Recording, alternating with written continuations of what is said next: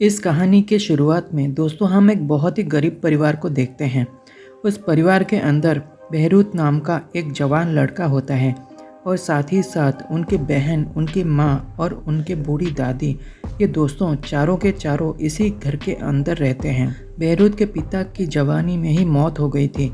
जब से उनके पिता की मौत हुई है तब से दोस्तों इनका परिवार पूरी तरीके से बहुत ज़्यादा गरीब बन चुका है। इनके पास ढंग से खाने पीने के लिए भी पैसे नहीं होते हैं। ये हमेशा बिना दूध के चाय पीते हैं। इसी तरीके से गरीबी को देखकर बहरूद और उसके बहन अपनी किस्मत को आए दिन कोसते रहते हैं। लेकिन उन दोनों की बेचारी माँ भी क्या करें, वो भी इसी आर्थिक स्थिति से जूझ रही थी। दरअसल दोस्तों जब इन लोगों के पिता जिंदा थे तो ये लोग अच्छे खासे पैसे वाले हुआ करते थे, लेकिन इनके पिता की मौत ही जवानी में रहस्यमय तरीके से हो गई। इनके पिता की मौत की वजह क्या थी और ये लोग इतने गरीब एकदम से कैसे बन गए, इसके बारे में आपको आगे पता चलेगा।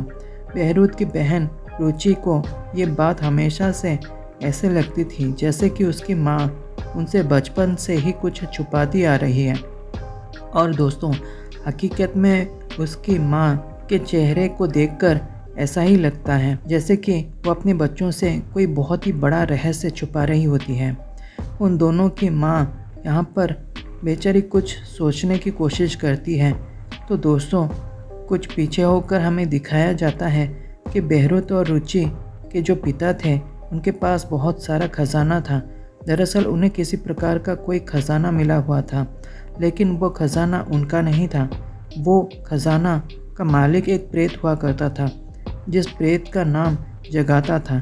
प्रेत ने उनके साथ छल करके उनको यकीन दिलाया कि ये खजाना उनका ही है, लेकिन फिर बाद में जगाता ने इन दोनों के पिता को मार डाला था। और जब से यहाँ पर वो रूप बहरूद और रुचि के पिता की मौत हुई है तभी से दोस्तों उन्हीं की माँ के पास उस खजाने की चाबी है। लेकिन उनकी माँ यह फैसला करती है कि वो चाबी को अपने बच्चों के हाथ में नहीं लगने देगी और ना ही वो उस काली सच्चाई को अपने बच्चों तक पहुंचने देगी। अब रात को हम देखते हैं जब सारे के सारे परिवार वाले सो रहे होते हैं, अचानक से दोनों की माँ उठती है और अपने हाथ में लालटेन लेती है। अपने घर से दोस्तों फ़ौरन ही बाहर की ओर निकलती है और दोस्तों बाहर की ओर जैसे ही वो निकलती है तो वो एक जगह पर गड्ढा खोदने की कोशिश करती है। अब वो जैसे ही वहाँ पर गड्ढा खोदती है तो दोस्तों हम वहाँ पर एक बॉक्स उसे मिलता है और वो जैसे ही उस बॉक्स को खोलती है तो उस बॉक्स के अंदर उसे उसी खजाने की चाबी रखी हुई मिलती है। उसकी माँ वहाँ पर दोस्तों फैसला करती है कि वो उस चाबी को हमेशा के लिए ठिकाने लगा देगी, जिससे कि ये चाबी उसके बच्चों के हाथ में न पड़ जाए, वरना जैसे ही उसके पति की मौत हुई है वैसे ही उसके बच्चे पर भी खतरा आ सकता है। उसकी माँ दोस्तों फ़ौरन ही उस बॉक्स को लेकर आगे जंगल के अंदर बढ़ना शुरू कर देती है। और दोस्तों इसी बीच हम देखते हैं कि बहरूद भी यहाँ पर उठ चुका है और अपनी माँ को गड्ढे के अंदर वो बॉक्स निकालते हुए देख लेता है। जी हाँ, अब दोस्तों बहरूद भी अपनी माँ का पीछा करना शुरू कर देता है और वो जंगल के अंदर चला जाता है। मानो जिस चीज़ का डर था वही दोस्तों यहाँ पर हो चुका है। तभी दोस्तों उसकी माँ यहाँ पर एक नदी के किनारे पहुँच जाती है और वो वहाँ पर जाकर रुक जाती है। बहरूद भी उसके पीछे वहीं पर पहुंच चुका था, चुपचाप से एक जगह पर छुप चुका था। और तभी वह अपनी आँखों से देखता है कि कुछ देर के बाद उसकी माँ के सामने वही प्रेत, वही जिन जगाता आता है। दोस्तों जगाता उससे बोलता है, तुम्हारे पति के मर जाने के बाद इस खजाने की मालिक मैं तुम्हारे बेटे को चुनता हूँ। लेकिन उसकी माँ इस चीज़ का विरोध करती है। उसकी माँ अपनी शक्तियों के बदौलत जगाता को उसी बॉक्स के अंदर कैद कर लेती है, जिसके बाद में उस चाबी और जगाता दोनों को उस बॉक्स के अंदर बंद करके उस बॉक्स को नदी के अंदर फेंक देती है। और उस बॉक्स को नदी के अंदर फेंकने के बाद वो वहाँ से फ़ौरन ही निकल जाती है। अभी तक उसकी माँ ने सब कुछ ठीक ही कर दिया था कि तभी अचानक से दोस्तों यहाँ पर बहरूत आता है। वो बोलता है कि शायद मेरी माँ मुझसे कुछ छुपा रही है, लेकिन इसका राज उस बॉक्स के अंदर ही मुझे पता चलेगा। वो फ़ौरन ही यहाँ पर उस बॉक्स को खोलता है तो पाता है बॉक्स के अंदर उसी खजाने की चाबी थी, और कुछ ही देर बाद उस बॉक्स में से वो जगाता भी बाहर आ जाता है। जगाता जैसे ही उसके पास जाता है तो बहुत ही आसानी से उसे अपनी बात में ले लेता है। जगाता उसे बोलता है कि मैं तुम्हारी मदद करूँगा और तुम्हारी गरीबी हमेशा के लिए दूर कर दूँगा। बहरूत बोलता है कि तुम क्या करने वाले हो? तो जगाता दोस्तों उसे अपने साथ में वहाँ से लेकर जाता है उसी खजाने के द्वार तक। और दोस्तों जैसे ही वो उस द्वार के अंदर उसे प्रवेश करवाता है तो पता चलता है कि काफ़ी सारा खजाना एक तहखाने के अंदर छुपा हुआ था। जब पहली बार उसे इतना सारा खजाना देखता है तो वो अपनी आंखों पर यकीन ही नहीं कर पाता। जगाता उसे यकीन दिलाता है जैसे कि ये पूरा का पूरा खजाना उसका ही है, जैसा कि उसने उसके पिता को भी यही यकीन दिलाया था। फिर बाद में क्या हुआ आपको पता ही चल गया होगा। जगाता ने पूरी तरीके से उस लड़के को अपने वश में कर लिया था। उसी खजाने के पास हम एक पाशा नाम के और एक जिन को भी देखते हैं। जी हाँ दोस्तों, पाशा उसकी मदद करने की कोशिश करता है और बोलता है कि तुम जगाता से दूर रहो। जगाता पाशा से बोलता है कि ध्यान रहे तुम तब तक उस इंसान की मदद नहीं कर सकते जब तक कि वो अपने मुंह से तुमसे मदद ना मांगे। यानी कि दोस्तों पाशा यहाँ पर लोगों की मदद करने के लिए रहता है। जगाता उसे बोलता है कि वो एकदम खुश है, और क्योंकि दोस्तों वो एकदम खुश होता है इतने सारे खजाने को देखकर, उसे ऐसा लगता है कि शायद अब पूरी तरीके से वो अमीर हो चुका है, उसकी गरीबी दूर हो गई है। क्योंकि इंसान इतना लीचड़ होता है कि उसे लालच में गिराना बहुत ही ज़्यादा आसान होता है। वेल इसी के साथ अगले ही सीन में हम देखते हैं कि दोस्तों अब वहाँ पर बहरूत और उसका परिवार बहुत ज़्यादा अमीर हो चुके हैं। कहाँ उसका वो पुराना झोपड़ी जैसा घर एक बहुत ही आलीशान घर में बदल चुका था। कहाँ उसके पास खाने के लिए पैसे नहीं थे, अब वो काजू बादाम खा रहा था। उसके घर में काम करने वाले नौकर थे, लेकिन ये चीज़ अभी भी उसकी माँ और उसकी दादी को बिल्कुल भी अच्छी नहीं लग रही थी। उसकी माँ उससे बोलती है तुमने ये क्या कर दिया है बेटा, तुम आखिरकार उस चाबी तक पहुँच ही गए और तुमने उस जगह तक की चाल में फंस ही गए। तुम्हें ऐसा नहीं करना चाहिए था, अब सब कुछ खत्म हो जाएगा। लेकिन दोस्तों बहरूत अपनी माँ की बात को बिल्कुल भी नहीं मानता। लेकिन अचानक से हम देखते हैं कि बहरूत की दादी की तबीयत अचानक से ख़राब हो गई। वो अचानक से नीचे गिर गई और तड़पने लगी। बहरूत की माँ उसे बोलती है कि डॉक्टर को जल्दी से फ़ोन करो। डॉक्टर दोस्तों उस वक्त चेक करके दवाई लिख देता है, लेकिन वो बोलता है कि तुम्हें जल्दी से जल्दी इन्हें एडमिट कर देना होगा, जिसके चलते बहुत जल्दी खर्चा आने वाला है। अब दोस्तों बहरूत की माँ बहुत ज़्यादा शॉक हो जाती है। वो बोलती है कि हम इतना पैसा कहाँ से लाएंगे। बहरूत अपनी माँ से बोलता है कि मैं जगाता के खजाने के अंदर से कुछ खजाना लेकर आऊँगा और अपनी दादी का इलाज करवाऊँगा।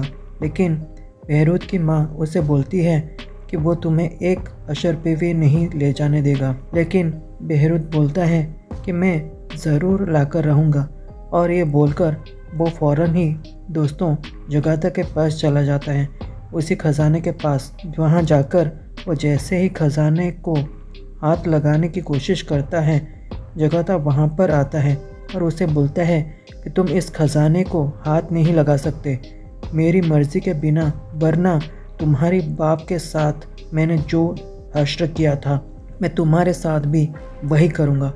अब दोस्तों हमें इसके पिता के बारे में पता चलता है कि आखिर उनकी मौत कैसे हुई थी। उनको भी दोस्तों ये जगाता नाम का प्रेत मिला हुआ था, और इसी जगाता ने उसके पिता को खजाने का रास्ता दिखाया था। लेकिन इनके पिता ने छल करके जगाता को ही जान से मार दिया था। जगाता तो पहले ही से ही मरा हुआ था, वो भला कैसे फिर से मर सकता था। जगाता को मारने के बाद वो सोच रहे थे कि शायद वो पूरे खजाने के मालिक हो जाएंगे, लेकिन जगाता ने मरने के बाद भी उन्हें नहीं बख्शा और अब वापस आकर जगाता ने उन्हें ही ख़त्म कर दिया। वो जवानी में ही मर चुके थे। केवल लालच को दिखाकर जगाता बहरूद को खजाना देने के लिए बिल्कुल भी मना कर देता है, लेकिन बहरूद उसकी बात नहीं मानता और दोस्तों कुछ खजाने को लेकर वहाँ से फौरन ही अपने घर आ जाता है। अपनी माँ को लाकर दिखाता है कि वहाँ से खजाना लेकर आ चुका हूँ, लेकिन वो जैसे ही उसे टेबल पर रखता है तो वो काले कोयले में बदल जाते हैं, विच मीन्स कि जगाता वो खजाना ले जाने देना नहीं चाहता था। ये देखकर सारे के सारे परिवार वाले बहुत ज़्यादा शॉक हो जाते हैं। उन्हें कुछ भी समझ में नहीं आ रहा था आखिर अब वो क्या करने वाले हैं। कुछ ही देर के बाद अगले ही सीन में हम देखते हैं बहरूद को, जो कि अपने कमरे के अंदर अकेले बैठा हुआ था। वो इसी मुसीबत से बाहर निकलने के बारे में सोचता है कि तभी उसे ध्यान आता है कि वो शुरुआत में उस खजाने के पास में गया था किसी पाशा नाम के जिन ने उसकी जान बचाने की कोशिश की थी। इसीलिए वो समझ जाता है कि उसकी रक्षा पाशा ही कर सकता है। तभी दोस्तों वो पाशा को आवाज़ लगाकर वहाँ पर बुलाता है और कुछ ही देर के बाद पाशा उसके पास में आ भी जाता है। पाशा उससे पूछता है कि तुमने मुझे क्यों बुलाया। तभी दोस्तों बहरूद उसे बोलता है, तुम मुझे जगाता के खजाने से बचा लो, मुझे कोई खजाना नहीं चाहिए, मुझे मेरी पहली वाली गरीबी मंजूर है। पाशा उसे बोलता है कि मैं तुम्हारी पूरी मदद करूँगा। वो उससे बोलता है कि ये जो खजाना है ये दरअसल जगाता का नहीं है, बल्कि जगाता राजा से इस खजाने को चुरा कर लेकर आया है। पाशा बताते हैं कि ये खजाना शक्कर लोक के राजा का है और ये जगाता वहीं से इस खजाने को चुरा कर लेकर आया है। अगर तुम इस खजाने को शक्कर लोक के राजा तक पहुंचा दोगे तो शायद ये सब कुछ ठीक हो जाएगा। लेकिन बहरूद उसे बोलता है कि मैं ये सब कुछ कैसे करूँगा, उस खजाने को वहाँ लेकर कैसे जाऊँगा।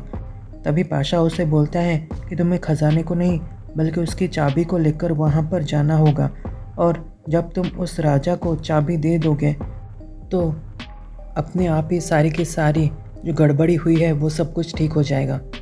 वो उसे शक्कर लोक तक जाने का रास्ता भी बताता है और बोलता है कि तुम वहाँ जाकर जल्दी से जल्दी अपनी जान को बचा लो, और ध्यान रहे जगाता रास्ता में तुम्हें रोकने की कोशिश करेगा, तुम्हें उसके छल में नहीं फंसना है। वो ना जाने क्या क्या करेगा तुमको रोकने के लिए। अब तभी दोस्तों बहरूद उसके बात को मान जाता है। हम देखते हैं जब वो जंगल के रास्ते अपनी मंजिल पर जा रहा था तो दोस्तों जगाता उसे काफ़ी रोकने की कोशिश कर रहा था।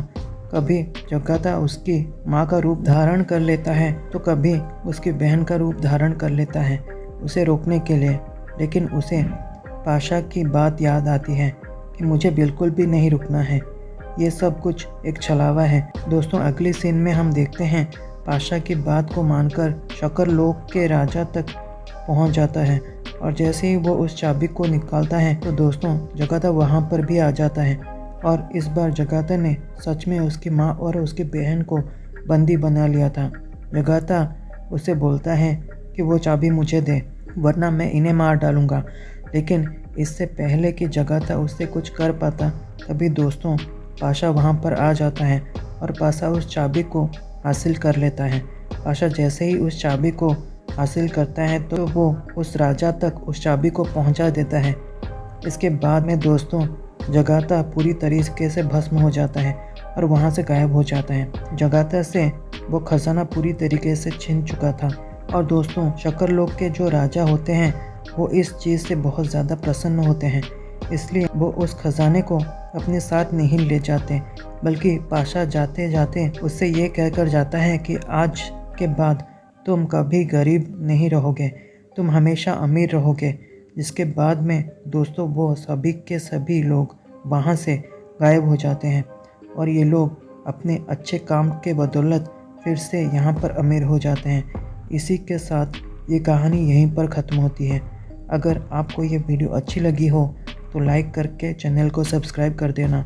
मैं आपसे मिलूँगा ऐसे ही एक दिल दहला देने वाली कहानी के साथ। तब तक के लिए बाय एंड सी यू।